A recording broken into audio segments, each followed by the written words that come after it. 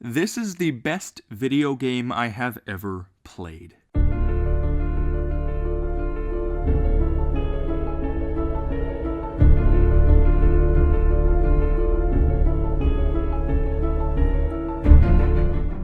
Hello, I'm the Theorizer, and I know that literally every single person watching this video probably thought I was joking when I said that, but I am not. If you're a Pokemon fan, chances are you tended to dislike these games in comparison to the main series. Luckily, I'm not a super fan of Pokemon, so I've always looked at this series from a critical standpoint, isolating it and ignoring the whole concept of Pokemon. I just focus on the undeniably epic tale. If you're a hater of the Mystery Dungeon series, it is most likely because you hate the gameplay style and the tedious repetition. I agree with you, yet I care not about that nonsense, it's the story that I love. So let's analyze this thing with my superb system for reviewing. If you want a recap of the story, I literally spoil the entire plot in a previous video of mine. And don't worry, I'm still working on that sequel theory I promised a year ago. So starting off with this thing, we begin on creativity. This game is 100% identical to its predecessor, Red and Blue Rescue Team, but that's only in the area of gameplay.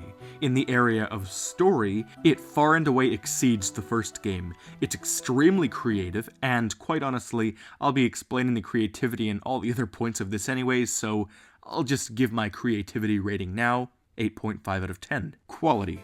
Here and only here is where this game flounders. Poor controls, poor resolution, poor frame rate, and it looks like it belongs on a Nintendo product way before the time of the dual screen. And while I still enjoy the concept, from a critical standpoint it just falls. The quality of gameplay and the insipid repetition are literally the only reasons that people hate these games. I still really enjoy the concept of using your moves and climbing the dungeons, but I'm going to give gameplay quality a 5 out of 10, simply because I'll make up for it in the other points. And everything is made up for in the next tab, story. I've never played Chrono Trigger, but many people have said it has a similar story. Regardless though, the story is still amazing.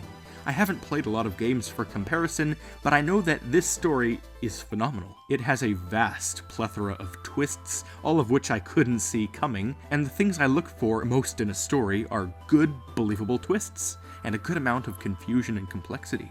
For me, it makes it much better and far more intricate.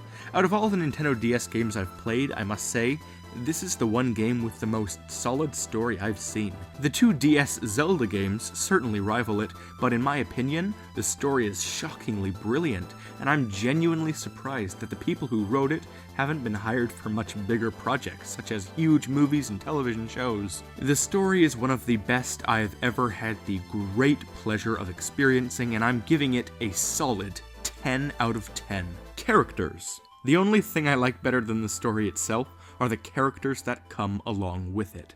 Even though the game has no voices, it has brilliant character connections, and because they can convey emotions so well without any voice, characters will be rated high. The main character of the story has a very confused personality, and the partner character is very lovely and helpful, and both characters are very top-notch, notably in their writing. The Guildmaster is so funny, and his assistants' reactions are also quite funny.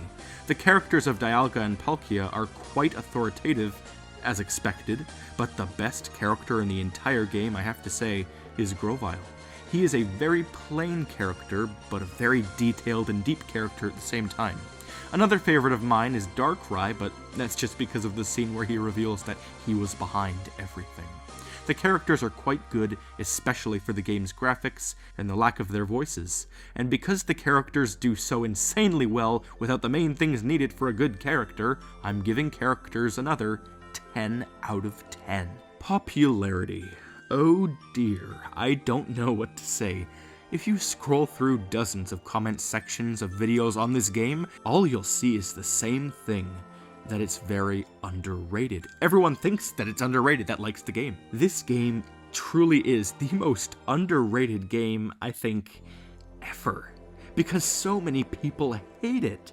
It's because those people play it for the gameplay, not the story. And because those people likely don't play past the main finale, they don't keep going into the Cresselia plot arc, and it leaves them with too many unanswered questions, and then they hate the game. These are the people who also haven't experienced the bonus stories found in Explorers of Sky. The World of Darkness mini-series thingamajig was the best cherry on top of a series that they could have done. Many years ago, when Time and Darkness came out, it took me a little while to beat the whole game, but only a few years ago I realized that there were these bonus mini-series on the updated version of the game, and I watched all of them on YouTube. They're phenomenal and sad, and these games are the best, and some of the most underrated video games in literal history. It is 10 out of 10. Fully underrated for what it's worth, and I couldn't ask for a better game to play. Those of you watching who are big fans of this game, you know just what I'm talking about. Soundtrack. Oh boy. So this game gets really annoying with all of the levels and the repetition, and the soundtrack just replays over and over and over and over. But looking back on the songs individually after leaving the game alone for years, the songs truly are brilliantly composed and played. They are so catchy and just give you chills. It's no wonder why the playlist with all of them has 1 million views on YouTube. It's a great game, and almost every single video I upload to YouTube has a song from this game in the background. PMD2 has, without a doubt, one of the best Nintendo DS game soundtracks in the world, because every single song is great. Probably on the high end of the top 5 best DS soundtracks. 10 out of 10. Finally, theorizability. It is a very mysterious game and has so many twists and unexplained things in it, and is ripe for the theorizing. In fact, I'm probably going to make a theory soon, and I would rate theorizability around 8.5 out of 10, but that would actually drag the final rating down, and that's not how this bonus thing works, so no bonus theorizability today. Compiling it all, we discover that Pokemon Mystery Dungeon Explorers of Time, Darkness, and Sky receive an 8.8 out of 10. Phenomenal. That's what I rate as an A-.